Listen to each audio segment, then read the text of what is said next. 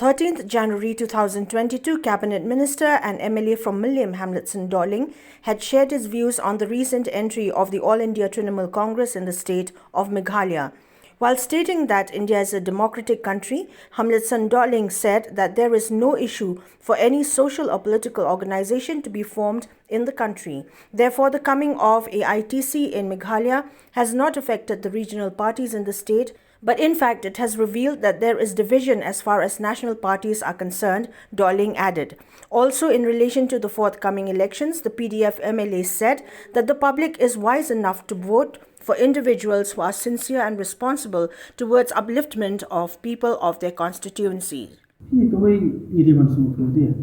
India ketika demokrasi country kama baru kibrik melalui form making association form making political organization group di kalau pun jual dia proses dulu baru ahi kibrik kiba dalam jom itu ham tamak yang juga politics kalau form making political party berpihak ketika jagoan tu ketika AITC sebagai state kejomi mana iskan bah kalau ke jengarap sebuah dalam takkan regional party benar tak sih. Mau bersuara baik election, dia fight biar surut, fight kebuat apa election dia kena tang regional party. Jadi jangan pada juga AITC pada yang kena kerjanya fight ya, buat ini national party juga. As far as the Regional Democratic Alliance is concerned, Hamletson Dohling informed that the regional parties within the alliance should stand together and be united, not only before the elections but all throughout. Nanti, abri baka performance joki parti berpihak mau. Nak tarik kena ke parti, nak kawan kami sah sendiri parti itu kan tarik kena ke kita. Nomor dua ke parti kelayak, ke stan. Bagi beri ru amal lagi konstitusi berpihak relatif. Shino bade belek berkasihan ban bu. Hak pada kalau parti ki dan ini dari konsali ki beri juga hi kira pay jaki individual. Kumno ki teri, kumno ki keren, kumno ki perform ku jaki. Ngatai kan berkena ke jekta marba beri di besar menjadi di beri dari tanya parti.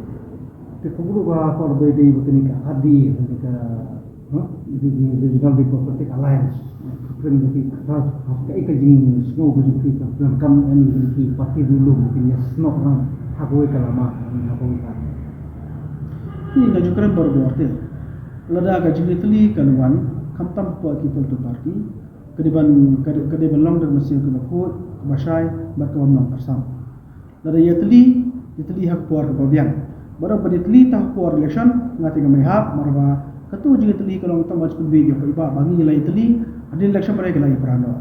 Ada buat siapanya teli di bandar saya kata jadi terbaik ke bakut basai berkebalong berhenti.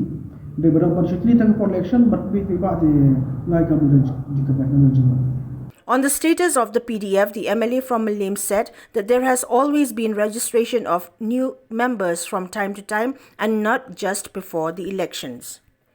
Ini hadu mentahi kum ke parti nirang dan takkan ke internal meeting juga parti PDF kepada pasang ban baik dalam pihak parti kajongi dari bandang bakal konkret kata kajongi terbaik jadi nam takkan election banwani kepada hadu mentaru dari internal bariak kalau kajongi baik akan tu dia bagi pak ban kempayan lahi kiram dan kita buat ba ki zonal committee jongka PDF kiram dan kiram terikam di kedua benjogi ke balang ke basin teri kemudian ke balang tang social election bubur bagi samla kita pilih soal pada kajongi di ketika prosesi ke pertanian dapat masuk.